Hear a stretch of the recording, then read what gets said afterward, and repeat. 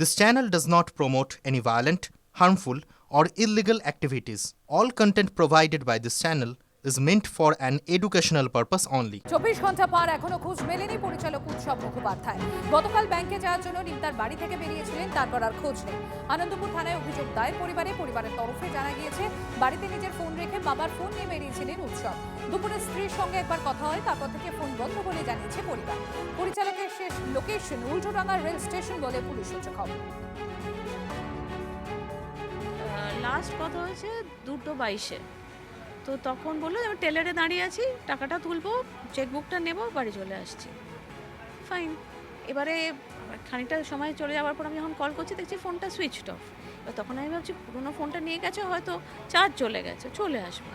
আমি কিছু ক্লু পাচ্ছি না যে কী অবস্থা।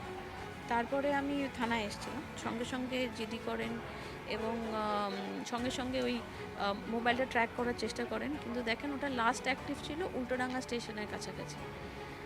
ওইটুকু ওরা বলতে পারলেন। ভোটের মুখে রাজ্যের দুই মন্ত্রীকে তলব ইডি। পুর নিয়োগ দুর্নীতি মামলায় সুজিত বসু, রথিন ঘোষকে তলব। সুজয় রয়েছেন আমার সঙ্গে। সুজয়, কি বিষয়ে জানা যাচ্ছে?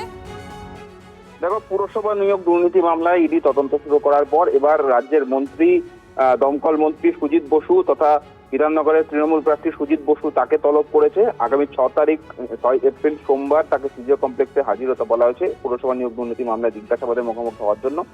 একই সঙ্গে রাজ্যের খাদ্যমন্ত্রী তথা মধ্যমগ্রামের তৃণমূল প্রার্থী রথিন ঘোষ তাকেও তলব করা হয়েছে পুরসভা নিয়োগ দুর্নীতি মামলায়।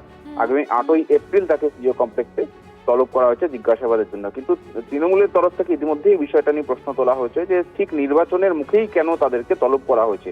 পুরসভা নিয়োগ দুর্নীতি প্রতারণা মামলায় ফের ইডি দপ্তরে হাজিরা তৃণমূল প্রার্থী দেবাশিস কুমারের। আর এই নিয়ে দ্বিতীয়বার হাজিরা দিলেন রাসবিহারীর বিদায়ী তৃণমূল বিধায়ক। সম্প্রতি এক ব্যবসায়িক ঠিকানায় তল্লাশি চালায় এনফোর্সমেন্ট ডিরেক্টরেট।